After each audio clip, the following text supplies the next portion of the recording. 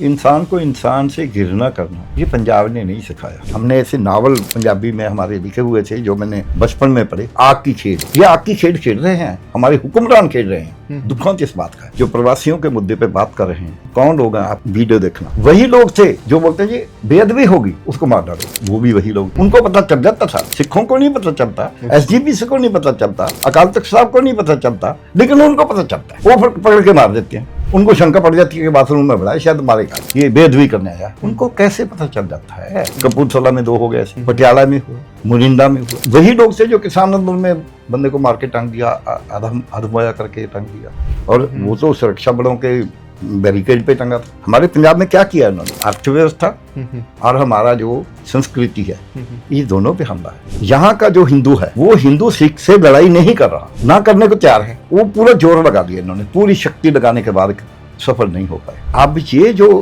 प्रवासी हैं, इनका तो पंजाब के जो संस्कृति है उससे कोई लेना देना नहीं है, इसलिए ये इनकी गिनती बढ़ाई जा रही है। दूसरा, बिहार की चोन जितनी, मैं आज बोल रहा हूँ कि जिस दिन बिहार का चुनाव हो गया, अगर जो राज करने वाले हैं जीत गए तो यहाँ खत्म हो जाएगा। अगर वो हार गए और बढ़ेगा, क्योंकि बिहारियों को बताना है कि आपको हम ही बचा सकते हैं। जब किसान कुछ बोलते हैं ये तो खालिस्तानी है, जब मेरे जैसा कोई बोलता है ये तो अर्बन नक्सल है, इसको तो पाकिस्तान चला जाना चाहिए, सिखों को जाने नहीं दिया। कौन सा वहाँ कभी आज तक कोई हमला हुआ हो उनका जो जैसा वहां जाता पाकिस्तान, तो बता दें। चाइना की डोर नहीं खरीदने देते, लेकिन कैलाश पे तो जा सकते हैं लोग। पंजाब रजिस्ट करता है तो उसको तोड़ने का तरीका है, ये मनुस्मृति पढ़ी है।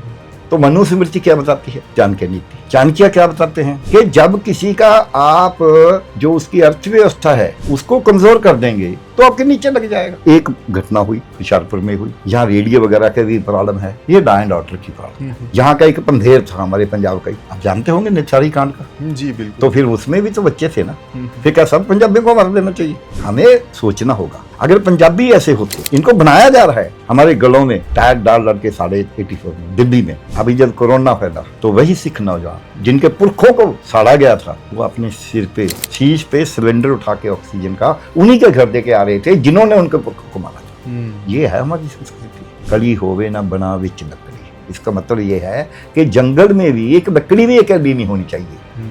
सो इसलिए हम तो इंसान का दारू है। ठीक कुदरत में जो ये वन्यसुवनता विभिन्नता है जी, उसको हम इंसान जो है कुदरत के विपरीत जाके नहीं हमें करना चाहिए। इंसान को इंसान से घृणा करना ये पंजाब ने नहीं सिखाया।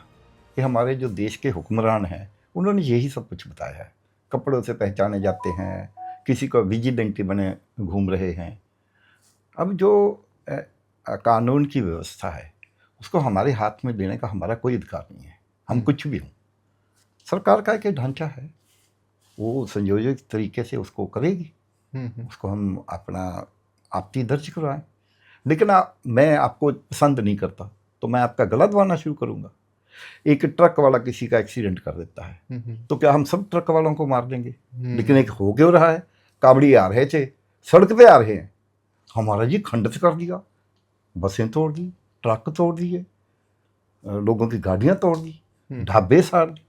उसका कौन जिम्मेवार है? किसी ने बोला उनको कुछ? हमने उन्माद पैदा किया है देश में। मैं उस फेज से आया हूं जहां ऐसा उन्माद हमने कभी नहीं देखा था। हमने ऐसे नावल पंजाबी में हमारे लिखे हुए थे जो मैंने बचपन में पढ़े। आग की खेल, ये आग की खेल खेल रहे हैं, हमारे हुक्मरान खेल रहे हैं। दुखों इस बात का है। कोई धर्म नेता कभी कभी खेलता है, कोई बेवकूफ खेलता है, लेकिन सरकार नहीं खेलती। अब सरकार खेल रही है। मणिपुर में क्या हो रहा है? क्या हम उससे अभिज्ञ? दूसरा, ये कर कौन रहा है? जब यहाँ जो प्रवासियों के मुद्दे पे बात कर रहे हैं, कौन लोग हैं आप वीडियो देखना, वही लोग थे जो बोलते हैं जी बेअदबी होगी उसको मार डालो। वो भी वही लोग थे। उनको पता चल जाता था, सिखों को नहीं पता चलता, SGPC को नहीं पता चलता, अकाल तख्त साहब को नहीं पता चलता, लेकिन उनको पता चलता है। वो पकड़ के मार देते हैं। उनको शंका पड़ जाती है कि बाथरूम में बढ़ा शायद मारेगा, ये बेअदबी करने आया है। उनको कैसे पता चल जाता है? कपूरथला में 2 हो गए थे, पटियाला में हुआ, मुरिंदा में हुआ। सो वही लोग थे जो किसान आंदोलन में बंदे को मार के टांग दिया, अधमोया करके टांग दिया, और वो तो सुरक्षा बलों के बैरिकेड पे टंगा था। सुरक्षा बल तब क्या करते थे? बाद में पता चला वो तो खाना खा रहा था देश के कृषि मंत्री के साथ। तो ये बातें हमें देखनी होगी कि ये उन्माद जो पैदा किया है, जो धर्म के नाम पे हमने घिरना, हमारे पंजाब में क्या किया इन्होंने, हमारी अर्थव्यवस्था और हमारा जो संस्कृति है, ये दोनों पे हमला है। यहाँ का जो हिंदू है पंजाब का, वो हिंदू सिख से लड़ाई नहीं कर रहा, ना करने को तैयार है, ना सिख हिंदू से करने को तैयार है। कभी कभी तो दो भाइयों की भी हो जाती है। वो पूरा जोर लगा दिया इन्होंने, पूरी शक्ति लगाने के बाद सफल नहीं हो पाए कि 18.53% वोट मिली है धर्म के नाम पे। तो अब ये जो प्रवासी हैं जी, इनका तो पंजाब के जो संस्कृति है उससे कोई लेना देना नहीं है। दूसरा, ये तो अपना लाठी बिठाने के तैयार रहते हैं। तो इसलिए ये इनकी गिनती बढ़ाई जा रही है। दूसरा, बिहार की चोन जितनी, मैं आज बोल रहा हूँ कि जिस दिन बिहार का चुनाव हो गया, अगर जो राज करने वाले हैं जीत गए तो यहाँ खत्म हो जाएगा। अच्छा। अगर वो हार गए और बढ़ेगा, क्योंकि बिहारियों को बताना है कि आपको हम ही बचा सकते हैं। यहाँ आए हमारे गृह मंत्री जी चुनाव के टाइम, 18.53% ऐसे वोट नहीं मिली। हम बेअंत सिंह के कातलों को नहीं छोड़ेंगे, ये मैसेज था, ये संदेश था। ये हिंदुओं के लिए भी था, ये मॉडरेट सिख के लिए भी था, और ये एक्सट्रीमिस्ट के लिए भी था। संदेश था, एक सेंटेंस में वो संदेश था कि मैंने उस दिन भी बोला था, जब मैं सर्जन हूँ, अगर मैं खुद ही मरीज को मारना शुरू कर दूँ तो मरीज को कौन बचाएगा। अब देश के जो हमारे मणिपुर में हमारे माननीय प्रधानमंत्री जी अभी जाके आए हैं, पहले तो गए नहीं, तो मणिपुर तो जल रहा था ना। वो क्या देश का हिस्सा नहीं है? वो देश का भाग नहीं है क्या? पंजाब देश का भाग नहीं है? जब आप बोलते हैं कुछ भी होता है, आपने जो उसको आदमोया करके वो टंग दिया, उस पे बैरिकेड पे लटका दिया, तब तो आपकी पुलिस को किसी को कोई चिंता नहीं हुई। आपकी सरकार थी हरियाणा में, अगर वो हरियाणा का एरिया था तो आपको कोई चिंता नहीं हुई। लेकिन जब किसान कुछ बोलते ये तो खालिस्तानी है, क्या किसान खालिस्तानी है? जब मेरे जैसा कोई बोलता है ये तो अर्बन नक्सल है, इसको तो पाकिस्तान चला जाना चाहिए, और इसमें एक पार्टी नहीं है, यहाँ का एमपी है जो मिस्टर मनीष तिवारी, उसने एक दफा बोला कि इनको तो पाकिस्तान भेज दो। मैंने बोला हमको पाकिस्तान भेजना होगा तो इनकी आधी कांग्रेस को पाकिस्तान जाना पड़ेगा। मतलब कहने का मेरा ये तात्पर्य है कि हम इंसान का जो भाईचारा है जी, जो हमने अपने स्वतंत्रता संग्राम के बदौलत बनाया, भले ही पाकिस्तान बना, भले ही बहुत सी मारकाट हुई, लेकिन फिर भी हम शांत हो गए। अब भी कोई पंजाब का दूसरे पंजाब से झगड़ा नहीं। अब ये तो चलो प्रवासियों की बात करते हैं, जो सिखों को जाने नहीं दिया। कौन सा वहाँ कभी आज तक कोई हमला हुआ हो, उनका जो जत्था वहाँ जाता पाकिस्तान है, तो बता दें। चाइना की डोर नहीं खरीदने देते, लेकिन कैलाश पे तो जा सकते हैं लोग। चाइना से तो पूरा नीचे तक उन्माद फैलाया हुआ है कि चाइनीज तो ऐसे हैं, सांप खाते हैं, केले खाते हैं, ऐसे हैं ऐसे जी, तो वहाँ तो जाने देते हैं जी। तो इसलिए मेरे को ऐसे लगता है कि मिनॉरिटी को नीचे लाने के लिए पंजाब का जो है, क्योंकि पंजाब रेजिस्ट करता है, विरोध करता है, हालांकि हमारा उतना विरोध नहीं रहा जितना हम कर सकते हैं, तो उसको तोड़ने का तरीका है ये मनुस्मृति पड़ी है। तो मनुस्मृति क्या बताती है? चाणक्य नीति। चाणक्य क्या बताते हैं कि जब किसी का आप जो उसकी अर्थव्यवस्था है उसको कमजोर कर देंगे तो आपके नीचे लग जाएगा। फिर उसको आप साक्षर मत करें, उसको स्वस्थ मत दें, उसके जो मनुष्य के अधिकार हैं वो मत दें। तो इसलिए अब जो प्रवासियों का हो रहा है वो एक कहीं ना कहीं डीप स्टेट की चाल है, क्योंकि जो लोग यहाँ प्रवासियों को निकालने के लिए जिन्होंने लीड किया वो तो समाज में नहीं रहते, वो तो अपनी छावनियों में रहते हैं, उनको तो प्रवासी कुछ कह नहीं रहे। दूसरा एक घटना हुई हुशियारपुर में हुई, यहाँ रेडियो वगैरह का भी प्रॉब्लम है, ये लॉ एंड ऑर्डर की प्रॉब्लम है। एक लड़की का बलात्कार करके उसको कत्ल कर दिया, छोटे बच्चे को। बहुत बुरी बात है, इंसानियत से गिरी हुई बात है जी, हैवानियत है। लेकिन उसके लिए लॉ एंड ऑर्डर है ना जी, यहाँ का एक पंधेर था हमारे पंजाब का ही, आप जानते होंगे निथारी कांड का। जी बिल्कुल। तो फिर उसमें भी तो बच्चे थे ना, फिर क्या सब पंजाबियों को मार देना चाहिए? हमें सोचना होगा। अगर पंजाबी ऐसे होते, इनको बनाया जा रहा है हमारे गलों में टैग डाल डाल के 84 में दिल्ली में। अभी जब कोरोना फैला तो वही सिख नौजवान जिनके पुरखों को साड़ा गया था, वो अपने सिर पे शीश पे सिलेंडर उठा के ऑक्सीजन का उन्हीं के घर दे के आ रहे थे जिन्होंने उनके पुरखों को मारा था। ये है हमारी संस्कृति, हमारी संस्कृति और सामने दिखती है। अभी पाकिस्तान में बाढ़ आ गई पंजाब में, तो बाढ़ तो कोई लाइन नहीं खींचती ना, तो दोनों तरफ पानी आ गया, दोनों तरफ के लोग डूब रहे हैं, दोनों तरफ एक दूसरे को गले लग रहे हैं कि वो उसको बचा रहा है, उसको बचा रहा है। अब बता दें ना भी पाकिस्तान के लोग क्यों बचा रहे हैं, उनके बम क्यों नहीं मारा उन्होंने, खींच के उसको पानी में क्यों नहीं डुबोया, जहां हमारों ने उनको क्यों नहीं डुबोया। दोनों एक दूसरे को, हमारी बहन से यहाँ से पानी में बहुत बड़ी बाढ़ आ गई, पाकिस्तान में चली गई, वो वापस कर रहे हैं। फिर वो हमारे जो सिख भाई साहब जाएंगे गुरुद्वारा के लिए, अपने गुरु के दर्शन के लिए, तो उनको कैसे कुछ बोलेंगे? अभी भी कुछ नहीं हुआ। तो इसलिए मेरे को ऐसे लगता है कि हमारी जो राज्य की व्यवस्था है उसमें कहीं ना कहीं उसके मन में कोई ऐसी बातें हैं, भ्रांतियां हैं कि शायद हम लोगों को बांट के राज करेंगे, लोगों को, और धरती को एक रख लेंगे। जब एक लाइन में बात खत्म करता हूँ, फिर आप बात करना। जी जी। जब आप लोगों को उनको बांट देंगे, उनके दिलों में दरार पैदा कर देंगे, तो देश एक नहीं रहेगा। कोई दो भाई बिजनेस करते हो, उनका झगड़ा हो जाए, शंका हो जाए एक दूसरे पे, ये उठा लेगा पैसा, ये उठा लेगा, उनको अलग होना ही पड़ेगा।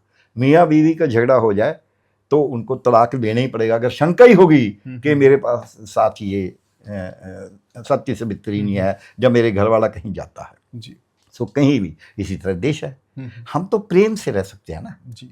प्रेम की जगह पे घिरना जो है ये मनुष्य का काम नहीं है। हमारे पंजाबी में एक अखान है, कली होवे ना बना विच लकड़ी। इसका मतलब ये है कि जंगल में भी एक लकड़ी भी अकेली नहीं होनी चाहिए। सो इसलिए हम तो इंसान का दारू है। हम किसी धर्म का, किसी जाति का, अपना अपना धर्म है, अपनी अपनी जाति है। भारत में अगर आप देखेंगे दुनिया से सबसे ज़्यादा आदिवासियों को छोड़ के, जो आदिवासी पूरे मुल्क है, लिंग्विस्टिक डाइवर्सिटी सबसे ज़्यादा है, बिल्कुल। कल्चरल डाइवर्सिटी सबसे ज़्यादा है। इतनी डाइवर्सिटी कैसे रह रही है? वो कोई आज की तो है नहीं, ये तो 5000 साल से रह रही है, बढ़ती घटती रही है। तो अगर इतनी डाइवर्सिटी में हम चाहेंगे नहीं हम तो एक ही बनाएंगे, एक तो आपके शहर को एक रंग कर दो ना, वो भी नहीं चलता। तो इसलिए हमें ये सोचना होगा कि हमारे देश में तरह तरह के लोग हैं, इसमें तरह तरह के फूल हैं, और हर एक का अपना एक रंग है, और दूसरे रंग को लेकिन रोकता नहीं वो, उसी क्यारी में, उसी बेड में वो लगा हुआ है, और सबका अपना अपना रंग है। और कुदरत ने भी ऐसा ही किया।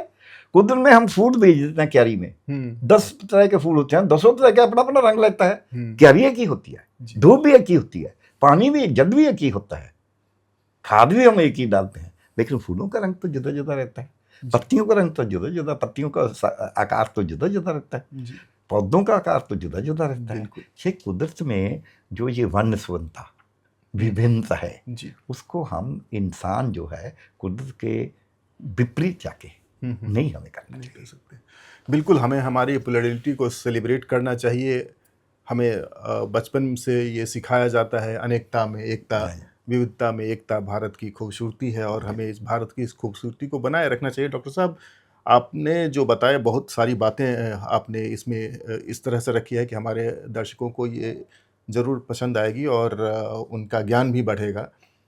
आपने कहा कि ये प्रवासियों का मुद्दा जो है बिहार की चुनाव की वजह से गर्म है, और शायद कहीं ना कहीं आपका इशारा जो मरकची सियासी ताकत है उनकी तरफ है, जो अभी केंद्र में सत्तासीन है, मैं बोल रहा हूँ, और बिहार में भी वो अपनी जगह सीमेंट करने के लिए पूरा एड़ी चोटी का जोर लगा रहे हैं। शायद वो संदेश देना चाहते हैं इन प्रवासी मजदूरों के माध्यम से बैक होम या, उनके या, घर में जो exactly. लोग रह रहे हैं कि That's what. हम ही तुम्हें बचाने वाले हैं। हाँ लेकिन फिर एक सवाल उभरता है हाँ, कि बोलिए। यहाँ के जो रहनुमा हैं, हाँ, यहाँ पर जो सरकार है वो कैसे इसकी शिकार बन जाती है, वो क्यों इस उन्माद में शामिल हो जाती है? मैं बताता हूँ, उसमें भी बड़ी बात है।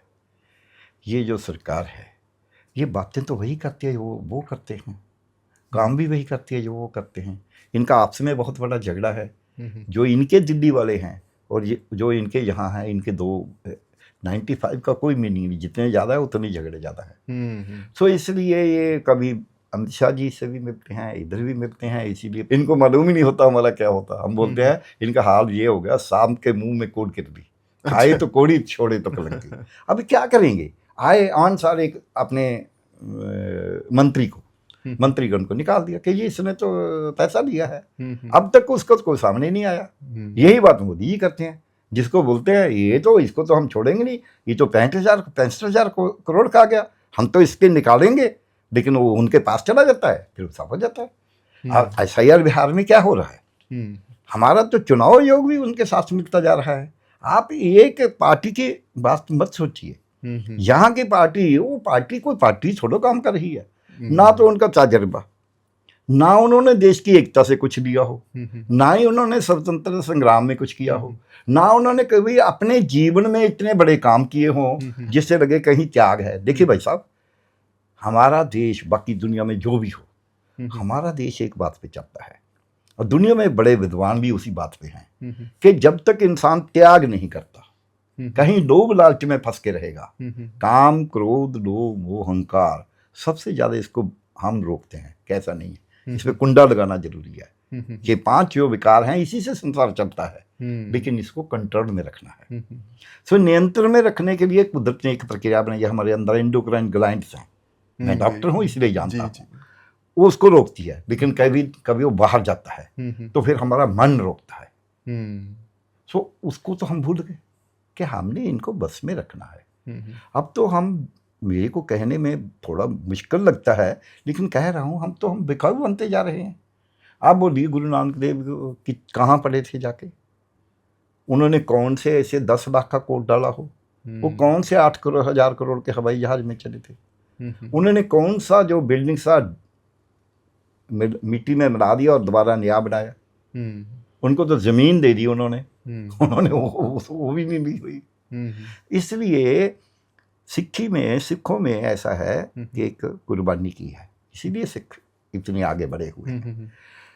हमारी भी कुर्बानी होती थी। अब देखिए, दुनिया में एक, जैसे ये पढ़ी है भागवत पुराण, तो भागवत पुराण में कृष्ण जी ने जो आज अवस्था जो आपने पूछा है इनके बारे, पंजाब की सरकार, दिल्ली की सरकार भी ऐसी हुई है। तो कृष्ण जी से पूछा गया कि देखिए, हमारा धर्म तो ये बोलता है कि राजा तो भगवान का रूप होता है, उसी का दूत है, उसको तो हम कुछ नहीं कह सकते, उसका दूत है, जो फैसला करेगा काम होना है। लेकिन आपने तो कंस को वध किया, क्यों किया? तो कृष्ण जी बोलते हैं, ये 10वें स्कंद बोलते हैं हम उसको, चैप्टर जन के। अच्छा। तो कृष्ण जी बोलते हैं, देखिए तब धरती कंपने लग गई थी। अब भी ये हमारी पंजाब की धरती कंप रही, तो कंपने लगी थी। कंपने तब लगी कि उसमें पापों का जो भार था वो बढ़ गया था। पापों का भार बढ़ जाने के धरती अब कंपन हो रही है, धरती तो डूब जाएगी, धरती को तो बचाना है। तो वो तो कृष्ण थे, तो उन्होंने बोला उसको बचाने के लिए पाप का भार को मुक्त करना होगा।